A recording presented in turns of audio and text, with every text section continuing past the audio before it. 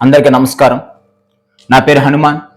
వైఎస్ఆర్సీపీ చేనేత నాయకులు, న్యాయవాది, పశ్చిమ నియోజకవర్గం, విజయవాడ. నిన్న జరిగిన పెడన సభలో చేనేత కార్మికులకు సమస్యల గురించి పవన్ కళ్యాణ్ గారు మాట్లాడుతూ ఉన్నారు. ఆ సమస్యలున్నాయి, ఈ సమస్యలున్నాయి, చేనేత కార్మికులు అని చెప్పి మాట్లాడుతూ ఉన్నారు. పవన్ కళ్యాణ్ అనే వ్యక్తి మాటలు చెప్పడం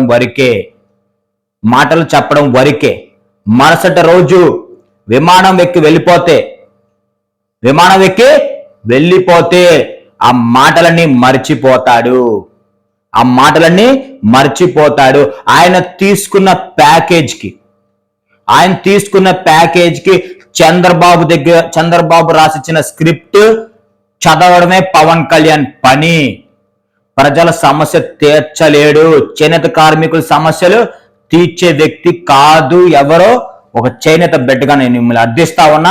పవన్ కళ్యాణ్ మాటలు నమ్మద్దు. నువ్వు నిజంగా చేనేత సమస్యలను తీర్చేవాడివి అయితే నీతో పాటు కళారంగంలో, సినీ రంగంలో పనిచేసే మా చేనేత మహిళ జీవితాన్ని నువ్వు, నీ 420 త్రివిక్రమ్ గాడు కలిసి నాశనం చేసిన మాట వాస్తవం కదా? నువ్వు, నీ 420 స్నేహితుడు త్రివిక్రమ్ గాడు ఇద్దరు కలిసి చేనేత మహిళ జీవితాన్ని నాశనం చేసిన మాట నిజమా కాదా? మాట నిజమా కాదా? ఎందుకు నీకు మా బీసీలంటే అంత చులకన? ఎందుకు మా బీసీలు మహిళంటే అంత చిన్న చూపు? మా బీసీ మహిళలంటే నీకెందుకు అంత చిన్న చూపు? మా బీసీలు ఎందుకు నీకంత ద్వేషం? మా బీసీలు అంటే మా చేనేత మహిళ జీవితంగా నాశనం చేసినోడివి. మా చేనేత కార్మికుల సమస్యలు తీరుస్తావు రేపొద్దు నువ్వు? నిన్ను నమ్మితే మా చేనేత కార్మికుల సమస్యలు తీరుస్తావు నువ్వు? నేను ఒక చేనేత బిడ్డగా చెప్తా ఉన్నా, మా చేనేత కార్మికులను అర్థిస్తా ఉన్నా. దయచేసి పవన్ కళ్యాణ్ మాటలు నమ్మద్దు.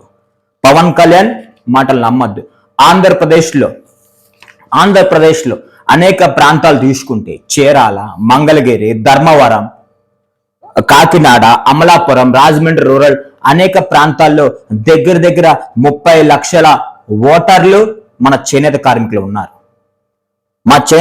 ఉన్నారు. దయచేసి మా చేనేత కార్మికులందరినీ నేను విజ్ఞప్తి చేస్తా ఉన్నా. మన చేనేత కార్మికుల్ని ఆదుకున్నది, మన చేనేత కార్మికులకి ఈరోజు అండగా నిలిచిన జననాయకుడు జగన్ గారికి మద్దతు తెలపండి. జగన్ గారి వెనకాల నిలబడండి. జగన్ గారికి మన సంపూర్ణ మద్దతు తెలపండి ఈసారి కూడా అని మిమ్మల్ని అర్థిస్తా ఉన్నా. వైఎస్ జగన్ గారు వచ్చాక చేనేత కార్మికులకు ప్రతి ఏడాది 24,000 రూపాయలు ఆర్థిక సహాయం చేస్తా ఉన్నారు. 24,000 ఆర్థిక సహాయం చేస్తా ఉన్నారు. గత చంద్రబాబు నాయుడు ప్రభుత్వంలో చేనేత కార్మికులకి ఏం చేశారో చూపించండి. చేనేత కార్మికులకి ఏ సహాయం చేశారో చూపించండి. పవన్ కళ్యాణ్ చెప్తా ఉన్నాడు కదా, చేనేత కార్మికుల్ని మోసం చేశాడని. పవన్ కళ్యాణ్ నీ పార్టీ ఆఫీస్ మంగళగిరి కొంచెం ముందుకెళ్తే చేనేత కార్మికుల కోసం జగన్ గారు ఒక షెడ్ నిర్మాణం చేశారు. దాంట్లో అనేక మగ్గాలు ఏర్పాటు చేశారు. అది నువ్వు చూడలేదా? నీ పార్టీ ఆఫీస్ దగ్గరలోనే ఉంది కదా, నువ్వు చూడలేదు? అది మంగళగిరిలో ఉదాహరణ తీసుకుంటే, మంగళగిరిలో నీ పార్టీ ఆఫీస్ దగ్గరలో చేనేత కార్మికుల కోసం షెడ్ ఏర్పాటు చేశారు. అనేక మగ్గాలు దాంట్లో పెట్టారు. ఆ షెడ్లో కనీసం కరెంటు బిల్లు కూడా ప్రభుత్వమే కట్టుకుంటుంది. అన్నీ మీకు కనపడవా? చంద్రబాబు ఏ స్క్రిప్ట్ రాసిస్తే ఆ స్క్రిప్ట్ చదవడమేనా నీ పని?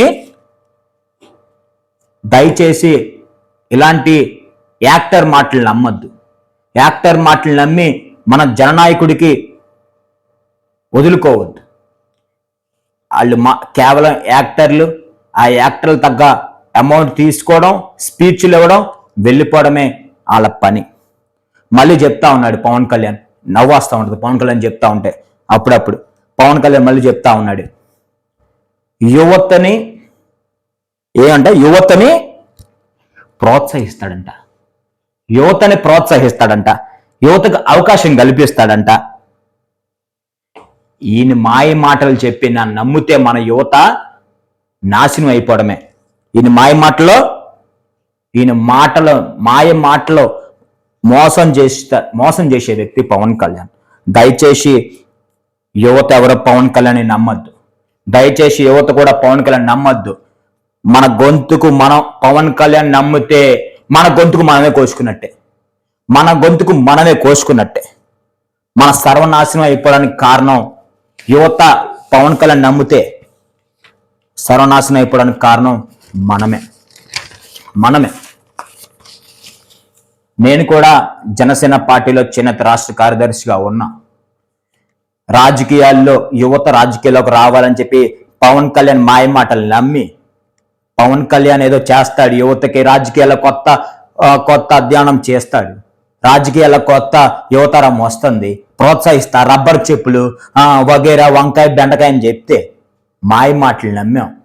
చదువుకున్నాం, ఉన్నత చదువుకున్నా, ఏదో యువత రాజకీయాల్లో ఉండాలని చెప్పి మాయ మాటలు నమ్మి జనసేన పార్టీలోకి వెళ్ళాం. జనసేన పార్టీలోకి వెళ్తే పవన్ కళ్యాణ్ మా నాయకుడు మహేష్ అన్న గొంతు కోశాడు, నమ్మినందుకు మా యువతరం గొంతు కూడా కోశాడు. బీసీలు గొంతు కోయడం, నమ్మిన యువతని మోసం చేయడం కాదు, వ్యాపారం చేస్తున్నాడు. మీ అందరూ యువత అందరికి ఒకటే చెప్తా ఉన్నా, పవన్ కళ్యాణ్ చేసేది ముమ్మాటికి కరెక్టే. అతన వేలో యువతని నమ్మించి మోసం చేయట్లేదు, బిజినెస్ అది. మనం మోసపోతున్నాం అంతే. అది బిజినెస్ చేసుకుంటున్నాడు. ఎంతమంది యువత ఉంటే అంత ప్యాకేజ్ చంద్రబాబు తీసుకుంటున్నాడు. అతను చేసేది వ్యాపారం, తప్పేమీ కాదు. అతను చేసేది వ్యాపారం. మనం మోసపోతున్నాం, గొర్రెలాగా మనం నమ్ముతున్నాం. మేము ముందుగా తెలుసుకున్నాం, మేము కొంచెం లేటుగా తెలుసుకున్నాం, బయటికి వచ్చేసాం. మమ్మల్ని ఇంకా నా మాటలు ఇంకా నమ్మం. నువ్వు చెప్పేది ఏంటి, పవన్ కళ్యాణ్ గారు తిరుగుతాం అనుకుంటే వెళ్ళంటారా వెదవల్లారా, జీవితాలు నాశనం చేసుకోండి. ఆ వెనకాల వెళ్ళి జెండా కుళ్ళుగా మిగిలిపోండి. మీ జీవితాలు మీరే నాశనం చేసుకోండి, మీ భవిష్యత్తు మీరే నాశనం చేసుకోండి. వాడి చేతిలో తాకట్టు పెట్టేయండి, వాడు వెళ్ళి చంద్రబాబు చేతిలో తాకట్టు పెడతాడు. గ్లాస్ ఆల్రెడీ పగిలిపోయింది. ఒకటి గుర్తుపెట్టుకోండి, యువత ఆంధ్రప్రదేశ్ రాష్ట్ర ప్రజలను గుర్తుపెట్టుకోండి, గ్లాస్ ఆల్రెడీ పగిలిపోయింది. గ్లాస్ అది మీ కంఠంలో గుచ్చుకునే రోజు వస్తుంది, జాగ్రత్త. యువత అందరికి ఒకటే అర్థిస్తా ఉన్నా, గాజు గ్లాసు ఆల్రెడీ పగిలిపోయింది. ఆ పొదినెక్కిన గ్లాసు మీ కంఠంలో గుచ్చుకొని మీ ప్రాణాలు తీసే రోజు దగ్గరలోనే ఉంది. దయచేసి పవన్ కళ్యాణ్ నమ్మద్దు. ఆ పగిలిపోయిన గ్లాస్ తోనే మీ కంఠం కోస్తాడు. మేము ఇంకా పవన్ కళ్యాణ్ నమ్ముతాం, పవన్ కళ్యాణ్ కల్లా తిరుగుతామంటే మీ జీవితాలు మీరే నాశనం చేసుకున్నట్టు. దయచేసి పవన్ కళ్యాణ్ కూడా చెప్తా, నువ్వు ఇంకా మాయ మాటలు చెప్పద్దు, యువతను మోసం చేయొద్దు. మా చేనేత కార్మికుల్ని మోసం చేయడానికి నీకు అర్హత లేదు. ఎందుకంటే ఒక మహిళ జీవితాన్ని నాశనం చేసిన వ్యక్తివి నువ్వు. మా చేనేత మహిళ జీవితాన్ని నాశనం చేసిన వ్యక్తివి. నువ్వేంటి మా చేనేత కార్మికుల సమస్యలు తీర్చేది? నమ్ముతారా ఎవరైనా చేనేత కార్మికులు? అందరికి ఒకటే అర్థిస్తా ఉన్నా, పవన్ కళ్యాణ్ నమ్మద్దు. జై హింద్.